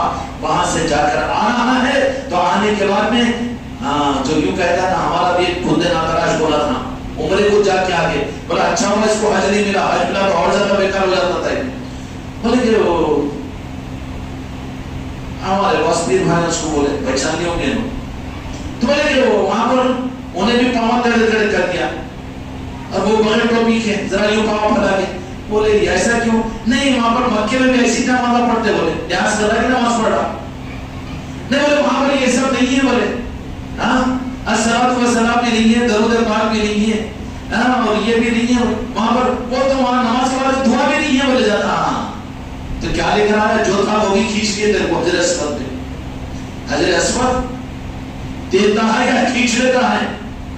یہاں تو سنبھل کر تھا بھولا بھالا، خانقاہ سے جڑا رہا، نسبت کچھ مل گئی، غوث و خواجہ حضرت شاہ ولی کے خیرات، کبھی عرس میں چلے گا، کبھی آنکھ مون کے چلے گا، کبھی آنکھ کھول کر چلے گا، کچھ تو مل گئی تھی وہی خیرات بزرگوں کی، لیکن وہاں جانے کے بعد میں یوں دیکھا تو پھر حجر اسود ہے جو پورا سب کر لیتا، وہ چارجر خراب ہو گیا تو حضرت والے فون کی بیٹری بھی لے لیتا کرتے تھے، ارے 38 پوائنٹ تھی مگر لگانے کے بعد میں 0 پہ آ گئی، بولے کیوں؟ حجر اسود ہے وہ جو دھاس میں بیٹھی، ہمارے اگر وہ شرک ہو جاتا ہے، یہ شرک آنے بڑا شرک بولا تو کہ اب ڈسچارج ہو گیا، بیٹری ڈاؤن کر کے بھیجے وہاں سے، حضرت اسود پورا کھینچ لیا اس کو، نہیں جاتا تو اچھا تھا، نہیں جاتا تو اچھا تھا، سادہ سیدھا مسلمان کر کے بیچارہ سلمان بنا کے جمعہ میں آ کر رو دھو کے استغفار پڑھ کے جاتا تھا، مگر 40 دن جا کے آ گیا، جا کے آتے وہ شرک ہوتا، یہ شرک ہوتا، بیٹا بیٹری ڈاؤن کر کے آ گیا، بیٹری ڈاؤن ہوگی جہاں میں لگا وہ بیٹری ڈاؤن ہو جاتی، وہ الٹا چارجر ہو گیا، وہ نہیں جاتا تو اچھا تھا۔ 8 سال پڑھا بیٹا، ماں باپ بچے کو اپنے محبت قربان کر کے اپنے لفتے جگر کو مداروں میں ڈالے، اس میں ڈالے، اب وہ نکلنے عالم بنے، حافظ بنے، وہ شرک ہوتا، یہ شرک ہوتا، انہوں کو ہوتے یہ ہوتے، وہ جہنم یہ شرک، ارے ارے ارے ارے بیٹا تھا سو ایمان کی خاندان کی نسبتیں بھی، تو یہ کیا ہو گئی؟ چارجر خراب ہے، غلطی سے لگا دیا سر کو تو تیری بیٹری کو ریچارج کر دیتا ہوں، ایسے چارجر بن جاتے تھے۔ اس لیے میرے بچوں اللہ تعالیٰ ہم کو اور آپ کو حق کی دولت عطا فرمائے، جس نماز میں تحیات ہے، جس نماز میں صلاۃ والسلام ہے، جس نماز میں یاد مصطفیٰ ہے، جس عبادت کے اندر میں تعظیم اور عظمت اور محبت ہے، اور دین کے ہر احکام کے اندر میں اللہ تعالیٰ کی منشا اپنے محبوب کی محبت اور عظمت ہے، تو پھر ایسے چارجروں کو، کنڈم چارجروں کو لگانے سے اپنے سر کی بیٹری بھی تو خراب ہوتی نا. اس واسطے ویسے چارجروں سے دور ہی رکھنا اپنی بیٹری کو، لگنے نہیں دینا ان کو، لگنے کی کوشش کریں گے نہیں، اپنی بیٹری کھینچ لیتے ہو. تو حج کو بھی گئے تو حج رسم کیا کرتا ہوں، بھینس کو بھی کھینچ لیتا ہوں، کوڑا بنا کے ڈھکا دیتا وہاں سے لات مار کے. پھر کیا ہوا، آگے وہی بک کرتا وہاں شرک نہیں ہے جی، وہاں صلاۃ و سلام نہیں ہے جی، وہاں درود زور سے نہیں پڑھتے جی. یہ دیکھنے کو گیا تھا تو، وہ دیکھنا تھا تو دیوبند کو جانا تھا رے پاگل، وہ دیکھنا. مگر دیوبند میں بھی نہیں ہے، وہاں پر بھی ہے بیچارے صحیح لوگ بھی. اب آگے ہیں سب سعودیہ کے ریال اور وہاں کے ڈالروں کی وجہ سے امریکہ کے پریشر پہ ان چیزوں کو ختم کر رہے ہیں. تبلیغ کا مرکز میں پہلے وہ چیز تھی، مگر اب وہاں پر وہ ڈالروں اور روپیوں کے چکروں کی وجہ سے وہ چیزوں کو ختم کر دیا جا رہا ہے انسانوں کی رعایت میں. لیکن یہ وہ چارجر ہیں کہ جس سے تمہاری بیٹری ڈاؤن ہوتی، اس لیے ان لوگوں کو دیکھ لینا ذرا فوراً ہٹ جانا وہاں سے. نہیں اچھے مولانا اچھے مفتی صاحب ان کے ذرا کاندھے جا کے لگا ہے تو پھر ڈسچارج کر دیتے تمہاری بیٹری کو. سب کرو مگر یہ ختم خوشی نکو کرو، سب کرو مگر اجمیر کو نکو جاؤ، سب کرو مگر 11ویں نکو کرو، سب کرو مگر یا غوث الاعظم مت بولو. یہ کون سا چارجر ہے؟ تمہاری بیٹری کو ڈسچارج کرنے والا ہے، نفع دینے والا تو نہیں ہوتا، نقصان دینے والا ہے. اس لیے اپنی حفاظت بھی. تو حج کا مقصد میرے بچوں طریقت کا سمجھانا تھا امت کو، اور حج کے ان سارے اعمال کے ذریعے سے بزرگوں کے پاس سے پریکٹیکلی وہ حج کا نظام ہوتا ہے کہ نہیں ہوتا. اجمیر شریف کے اندر میں اولیاء کے آستانوں پر عصمتوں کا نظام ہوتا ہے. اس لیے میرے بچوں اس حقائق کے راستے کو اختیار کرتے ہوئے آج کی نہ سوچیں ہم کل کی سوچیں. کیوں کہ اللہ کے پاس میں تو چلے گا وہ حسین معافی صدور دل کو سینے کو چیر کر بتاؤں. یہاں پر عظمت نہیں ہے، میرے آقا سے محبت نہیں ہے تو اللہ کے پاس میں ریجیکٹڈ ہے، وہ قابل قبول نہیں ہے. اللہ تعالیٰ ان حقیقتوں کو حاصل کرنے کی توفیق عطا فرمائے. ذی الحجہ کا مہینہ شروع ہو رہا ہے، اس مہینے کے اندر میں اپنے روح کو ہم حج کو نہیں جا سک رہے، لیکن حج والوں کے ساتھ اپنے دل کو بھیج دیں. معلوم کرتے رہیں کہ آج کیا عمل ہو رہا ہے ارض مقدس پر. دیکھتے رہو، سیلوں کے اوپر بھی دیکھو، کوئی بات نہیں، کمپیوٹر پر بھی دیکھو، اور دیکھتے دیکھتے ذرا بازو کے کمرے میں نہیں جانا، بچنا خطرہ رہتا وہاں پر. پان ٹھیلے کے بازو بادشاہ بھی ہے تو غلطی سے وہاں چلے گا تو پھر بہت خطرات رہتے نا. اس لیے پان ٹھیلے میں نہ ہو جاؤ، ضرورت نہیں ہے. لیکن ان دنوں کے اندر میں بالخصوص پہلے ذی الحجہ سے لے کر عید کے تیسرے دن تک سارے مرید اور مریدان عشاء کی نماز کے بعد میں 11 مرتبہ والضحیٰ واللیل اذا سجا اور 51 مرتبہ سورہ کوثر انا اعطیناک الکوثر فصلی لربک وانحر ان شانئک هو الابتر. اس کا معمول رکھ کر سونے سے پہلے پڑھ کر دل لگا کر اپنے دل کو مکے کی طرف میں، کعبۃ اللہ کی طرف میں، میدان عرفات کی طرف میں، مزدلفہ کی طرف میں، مدینے کی طرف میں کر کر دعا کیا کرے کہ اللہ وہاں کی خیرات کو عطا کیجیے. یہ عمل میرے مرید اور مریدان کے لیے 11 مرتبہ والضحیٰ واللیل اذا سجا ما ودعک ربک وما قلی، یہ سورہ پڑھا کرو. یاد نہیں ہے تو دیکھ کر پڑھو، دیکھ کر بھی نہیں پڑھ سکتے تو کسی اچھے پڑھنے والے سے سر میں ریکارڈ کروا لو اور وہ سن لیا کرو. یہ تو ہو سکتا نا جی، گانا سنتے کہ نہیں سنتے؟ تیلگو کے بھی گانے سنتے نا، سمجھنا نہیں مگر وہ الفاظ سمجھ جاتے جو مطلب کے رہتے. اور وہ تیلگو نہیں آتی ہوتے، تیلگو گانا سنتا بھی نہیں. آپ نے سنتا ہوگا بچہ، مگر سنتے کہ نہیں سنتے؟ اسے ریکارڈ کر دو. والضحیٰ واللیل اذا 11 مرتبہ اور 51 مرتبہ. یہ میسج دے دی سارے مریدین کو. پہلی ذی الحجہ سے لے کر 14 ذی الحجہ تک عشاء کی نماز کے بعد اس تصور کے ساتھ کہ ارض مقدس کی وہ نورانیتیں روحانیتیں اللہ تعالیٰ ہم کو عطا کرے تو ڈائریکٹ تم کو نہیں بھیجے گا بلکہ وابستے ہیں. جو دولت ارض مقدس کی آتی ہے ہندوستان والوں کو غریب نواز کی چوکھٹ پر آتی ہے، غریب نواز کی چوکھٹ سے علاقے کے مخدوم پر آتی ہے، علاقے کے مخدوم پھر تم تک پہنچاتے ہیں. کریں گے انشاءاللہ. اب یہ پڑھنے کے بعد میں پھر پوری امت کے لیے دعائیں کروں اور یہ دعا بھی کرو کہ اللہ تعالیٰ تیری بارگاہ میں جو پہنچے ہوئے ہیں، جو بچے جو بوڑھے ان کو حج مبرور عطا فرما اور حج کی روحانیت اور مجازن اکرام کو عطا فرما.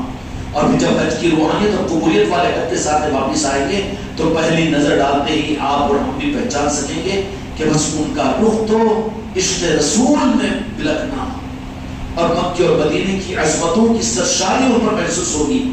اگر یہ محسوس نہیں اور اس کے بجائے کچھ اور محسوس ہو رہا ہے تو سمجھ لینا کہ بیچاروں کا حج کا بوجھ تو اترا لیکن وہاں کی وہ روحانیت نہیں ملی. اور جب تم کو بھی اللہ تعالیٰ موقع عطا فرمائے میرے مصطفیٰ اگر بلائے کبھی تمہارے رشتے دار بھی اگر کوئی حج کو جانے کیا ہو تو ان کو صرف یہی تحفہ دے دینا کہ آقا کے در کے بھکاری بن کر جاؤ. مدینے والوں نے حج کا عمل آپ کے ذریعے سے ملا ہے تو آپ کی غلامی کا اقرار کرنے کے لیے اب جا رہے ہیں. حج کی قبولیت وہ ان کی مرض کی ہے. یہ روح امت کو سمجھا. جب جانے کا موقع ہو تو خود بھی آپ حضرات بھی اسی ارادے کے ساتھ وہاں کا سفر کرو. جانے والوں کو یہ روح بتا کر لے جاؤ. اور جانے سے پہلے ہم خیرات کے لینے کے لیے اولیاء کے آستانوں پر امت کو بھیجو. اجمیر شریف کو بھیجو, کلیر شریف کو بھیجو, اولیاء کے آستانوں پر امت کو بھیجاؤ تاکہ وہ خیراتیں ملتی ہیں ان کو وہاں پر, وہ روحانیتیں ان کو وہاں پر ملتی ہے. کسی نہ کسی طریقے سے چارج ہوتا ہے ان کا قلب روحانیت کا. میں مدینے کو جا کے ہم چارجنگ کروائیں گے نہیں, وہ چارجنگ کنیکٹڈ ہے یہاں پر بھی. اجمیر شریف میں بھی اگر صحیح نیت کے ساتھ جاؤ تو روحانیت اسی نسبت کے ساتھ میں ملے گی تم کو. کریں گے نا انشاءاللہ. 19 اگست کو انشاءاللہ خانقاہ محمدی کا قافلہ اجمیر شریف کو روانہ ہوگا. جانے والے اسی نیتوں کے ساتھ میں مدینے کی نورانیت اور وہاں کی خیرات کو لینے کی نیت کے ساتھ میں جانا ہے. کریں گے انشاءاللہ. اللہ تعالیٰ ہم سب کو